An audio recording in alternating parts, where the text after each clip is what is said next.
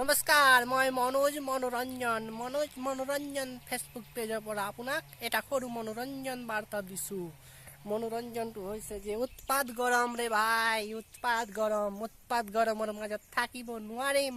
সেইকাৰণে উৎপাত গৰমৰ মাজত থাকিব নোৱাৰাৰ কাৰণে মই গৰমৰ মাজতে আশ্ৰয় লৈছোঁ। কিন্তু য'তো গ'লেও গৰম আছে, ঠাণ্ডা ক'ৰ ফালেও নাই, বতাহ লাগিছে কিন্তু ৰ'দ দিছে।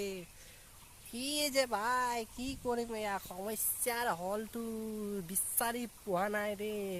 ক'ৰ ফালে যাম নে এইফালে যাম ভাই, ওপৰতে যাওঁ নে তলতে যাওঁ ভাই, ফ্ৰিজত সোমাম নে আইচত যাম ভাই, ক'ত যাম ভাই, ঠাণ্ডাৰ বতৰত ক'ত থাকিম। আপোনাক এই ভিডিঅ'টো কেনেকৈ লাগিছে কমেণ্ট বক্সত অলপ টেপ কৰি জনাবচোন।